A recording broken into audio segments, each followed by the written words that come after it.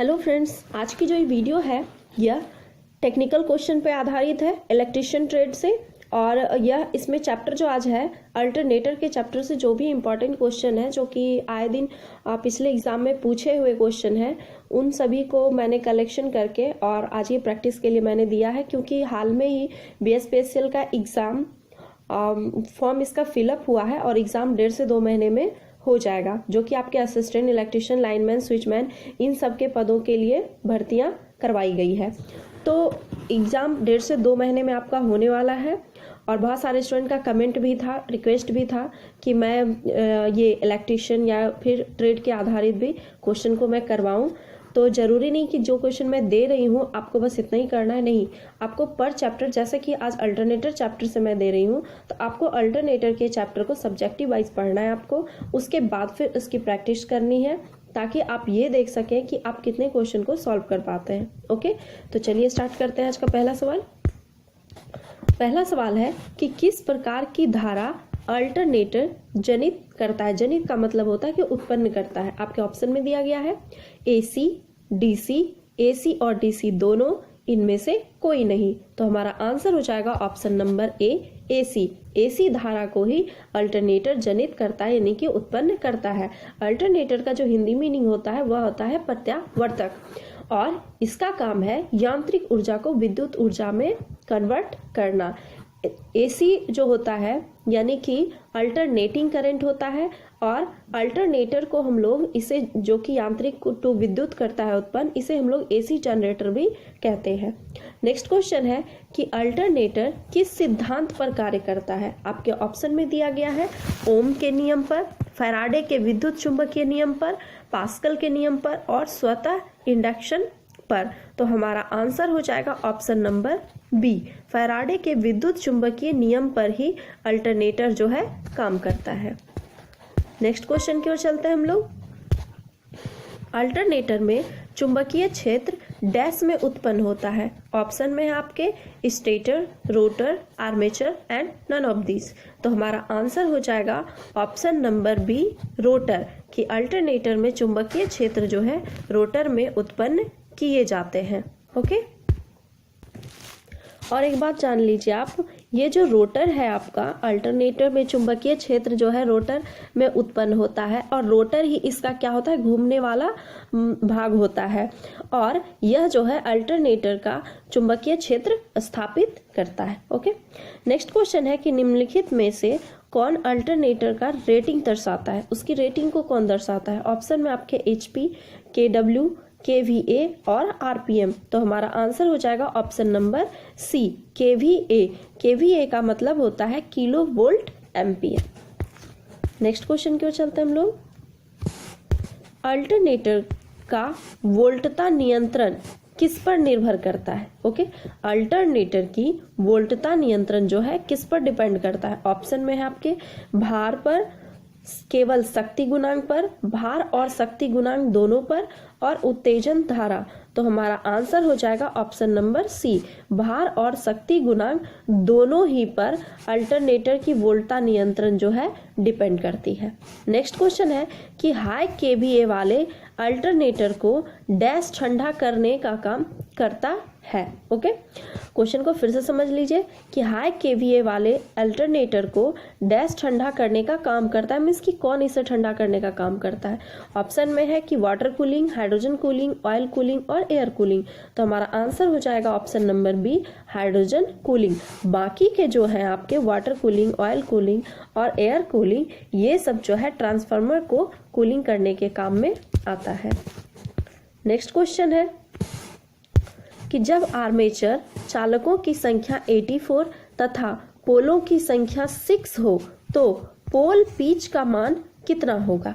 Okay, option में आपका 12, 14, 16, 18। तो हमारा आंसर हो जाएगा ऑप्शन नंबर B, 14। अब देखिए, इसे रटने के बजाय आप इस फॉर्मूले को याद रख लें कि जब आपको पोल पिच का मान निकालना हो तो इसका होता है फॉर्मूला कि पोल पिच बराबर चालकों की संख्या बटे पोलों की संख्या। तो चालकों की संख्या 84 बटे पोलों की संख्या 6, इसे आप कट करेंगे तो 14 टाइम में ये कट हो जाएगा। तो इसी तरह से हमारा आंसर हो जाएगा 14। नेक्स्ट क्वेश्चन है कि एसी जनरेटर का आर्मेचर का कोर जो है किसका बना होता है? ऑप्शन में है इस्पात, टीन, नरम लोहा, कॉपर। तो हमारा आंसर हो जाएगा इसमें ऑप्शन नंबर सी, नरम लोहा का बना होता है। एसी जनरेटर का आर्मेचर का कोर जो है यह बना होता है नरम लोहा का। नेक्स्ट क्वेश्चन है कि निम्न में से कौन अल्टरनेटर की मौलिक आवश्यकता है? ऑप्शन में है आर्मेचर, ब्रश तथा स्लिप रिंग, चुंबकीय क्षेत्र, उपर्युक्त में से सभी। तो हमारा आंसर हो जाएगा ऑप्शन नंबर डी, उपर्युक्त सभी। नेक्स्ट क्वेश्चन है कि अल्टरनेटर ब्रूस डैश पर आरोपित रहता है। ओके, ऑप्शन में है आपका स्लिप रिंग, सॉरी यहाँ पे स्पिल हो गया या स्लिप होगा, स्लिप रिंग, कम्यूटेटर, रोटर और डायोड। तो हमारा आंसर हो जाएगा option number A, slip ring. Slip ring के द्वारा ही अल्टरनेटर के रोटर को जो है डीसी सप्लाई दिया जाता है। नेक्स्ट क्वेश्चन है कि अल्टरनेटर में मैग्नेटिक फील्ड यानी कि चुंबकीय क्षेत्र डैश में बनता है। ऑप्शन में है आपके स्टेटर, आर्मेचर, रोटर और कम्यूटेटर। तो हमारा आंसर हो जाएगा इसमें option number C, rotor. Alternator में मैग्नेटिक फील्ड जो है रोटर में बनता है। नेक्स्ट क्वेश्चन है कि एसी मशीन की स्टेटर कोड लैमिनेटेड चादर की बनाई जाती है, जिससे कि आपको बनाना है कि क्या होता है। ऑप्शन में है आपके स्टेटर का भार कम रहे, या फिर चुंबकीय फ्लक्स अधिक सघन हो जाए, हिस्टैरिसीस क्षति घट जाए, एडी धारा क्षति घट जाए। ओके, अब देखिए इसका आंसर क्या हो जाएगा। इसका आंसर हो जाएगा ऑप्शन नंबर डी, एडी धारा क्षति जो है घट जाए, कि एसी मशीन की स्टेटर कोड जो है लेमिनेटेड चादर की बनाई इसलिए जाती है कि एडी धारा क्षति जो है घट जाए। नेक्स्ट क्वेश्चन है कि अल्टरनेटर के घूर्णक में होता है। ऑप्शन में है 4 slip ring, 2 slip ring, 3 slip ring और 1 स्लिप रिंग। तो हमारा आंसर हो जाएगा option number B, 2 slip ring.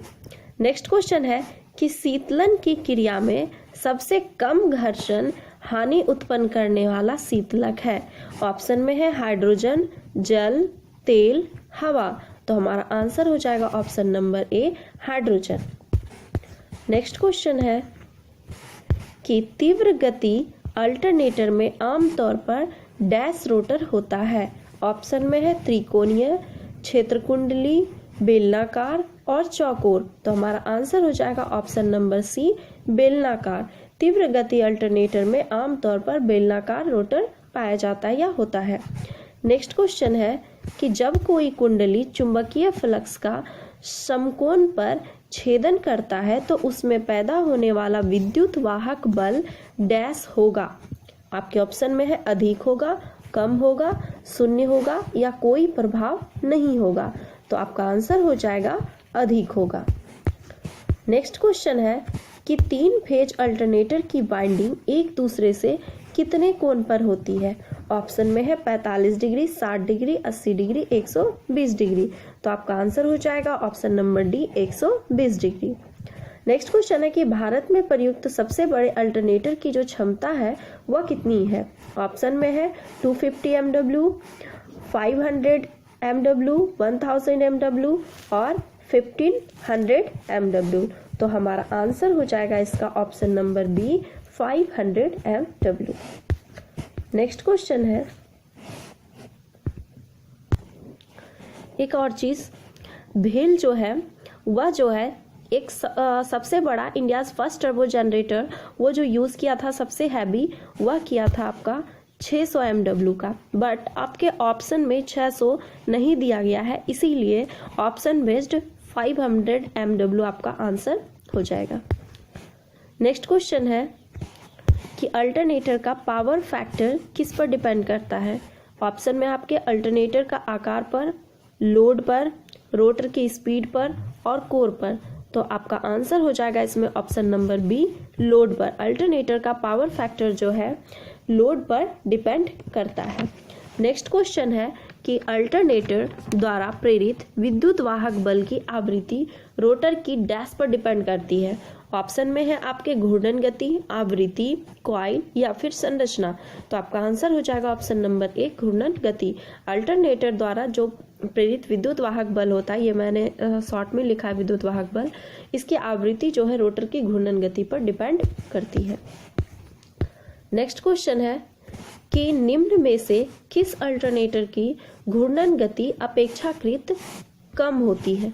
Okay, किस अल्टरनेटर की घूर्णन गति सबसे कम होती है। आपके ऑप्शन में है कि तेल इंजन टरबाइन अल्टरनेटर या भाप टरबाइन अल्टरनेटर, उसके बाद है जल टरबाइन अल्टरनेटर और बहुफेज अल्टरनेटर।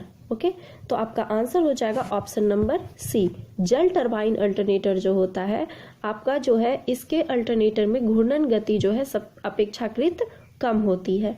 नेक्स्ट क्वेश्चन है आपका कि थ्री फेज अल्टरनेटर की आर्मेचर बाइंडिंग प्रायः जोड़ी जाती है। ऑप्शन में है स्टार, डेल्टा, स्टार या डेल्टा या फिर समानांतर। तो आपका आंसर हो जाएगा ऑप्शन नंबर सी, स्टार या डेल्टा। नेक्स्ट क्वेश्चन है कि किस प्रकार की करंट की आवश्यकता अल्टरनेटर के रोटर में होती है।